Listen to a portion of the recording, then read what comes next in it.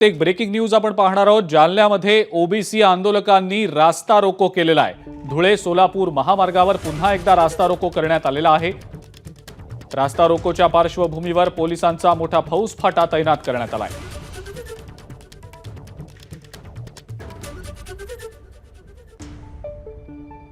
जालन्यामध्ये OBC आंदोलकांनी रास्ता रोको केल्याची ही दृश्य सध्या आपण पाहतो आहोत। धुळे सोलापूर महामार्गावर पुन्हा एकदा हा रास्ता रोको करण्यात आलेला आहे।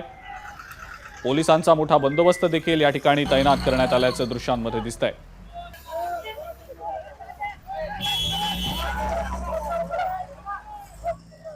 जालन्यातली ही दृश्य ओबीसी आंदोलकांनी आक्रमक होत रास्ता रोको केलाय। रास्ता रोको आणि आंदोलनाच्या पार्श्वभूमीवर पोलिसांचा मोठा बंदोबस्त या ठिकाणी तैनात करण्यात आलेला आहे। काल देखील आंदोलकांनी टायरची जाळपोळ करत हा महामार्ग रोखून धरलेला होता।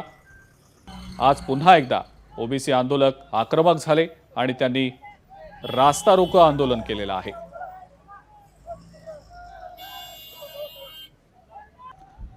आणि इथल्या या सगळ्या परिस्थितीचा आढावा घेतलाय आमचे प्रतिनिधी रवी मुंडे यांनी। पाहूया।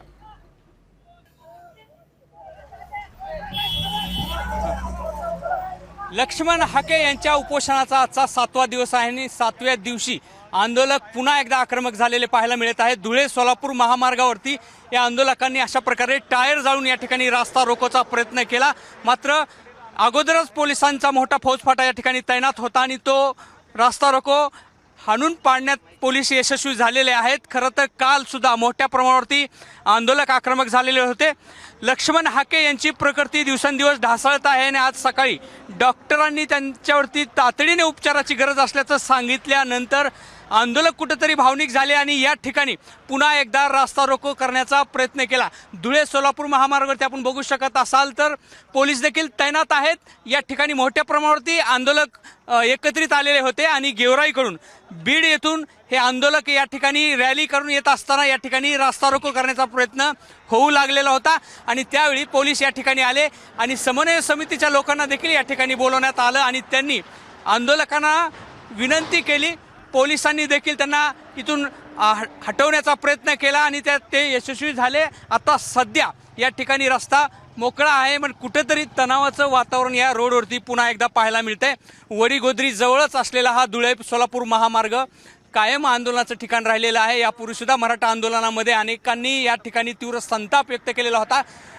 या ठिकाणी हाके यांची तब्येत ढासळत असताना आंदोलक कुठेतरी आक्रमक होत आहेत आणि आपल्या भावनांना अशा प्रकारे वाट मोकळी करून देण्याचा प्रयत्न करत आहेत।